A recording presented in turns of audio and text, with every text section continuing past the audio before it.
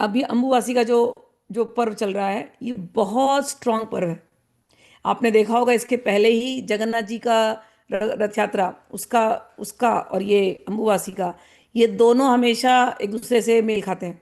जगन्नाथ जी बीमार पड़ जाते हैं, फिर उनकी उनको अनवसर हो जाता है, फिर उनको फिर रथ यात्रा में लाया जाता है, फिर वो खत्म होता है, फिर अम्बुवासी का मेला शुरू हो जाता है। ये जो महीना है, ये ज्येष्ठ गर्मी का महीना है, बहुत ज्यादा हीट। समझ में आया? और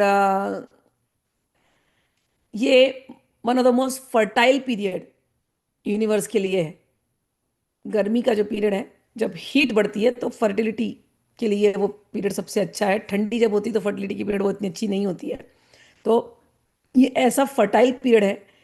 आ, भगवान अगर कहते हैं कि मैं अनवसर में हूँ, मैं बीमार पड़ा हूँ, तो भगवान का अर्थ है कि अभी मुझे कुछ काम नहीं है, अब जो कार्य करना है भगवती करने वाली है आने के समय पर। और भगवती उनको भी ठीक करती है, और फिर वो ठीक होते हैं, और वहाँ वो फिट होते हैं। उसके बाद फिर अम्बुवासी में मिलना शुरू होता है। तो ये जो कहानियाँ ट्राइबल्स, उस समय पर मैंने कहा ना कि बहुत, ये पूरा उड़ीसा का बेल्ट, असम का बेल्ट, अगर आप देखो जगन्नाथ जी का, तो शबर ट्राइब, वो लोग ही उनकी मूर्ति बनाते हैं। तो ये पूरा ट्राइबल बेल्ट था, और ट्राइबल बेल्ट में हमेशा पुरुष और प्रकृति की पूजा हुई है। तो सबसे बड़े पुरुष जगन्नाथ, उनकी पूजा, उनको हमने भैरव भी कहा है। याद रखना, आप लोग भैरव जो न सुन रहे हो, तो वो हमारे भैरव भी हैं। तो उन भैरव की पूजा, वो कहते हैं अब मैं आराम कर रहा हूँ, अब भगवती काम करेगी। तो इसलिए फिर अम्बुवासी में इतना बड़ा मेला लगता है। 3 दिन भगवती को हम कहते हैं कि वो अपने मेंस्ट्रुअल साइकिल में है, पीरियड्स में है।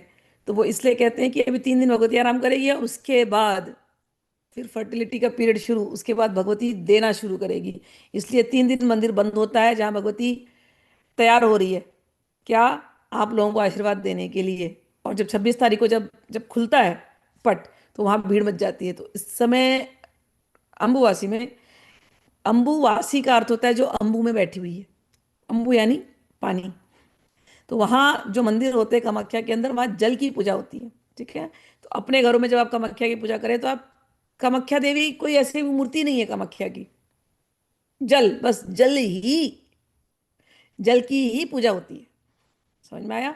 तो अपने घर में जल रखो, और खूब पूजा करो उसकी। जब भी उससे भगवती प्रसन्न होती है। और ये मंत्र आप करो, जितना हो सके उतना करो। जो आपकी इच्छा है, जो आपकी इच्छा है, अपनी भक्ति गुरु की शक्ति के बल से कह रही हूँ, 100% निश्चित निश्चित निश्चित इच्छा पूरी ही होती है।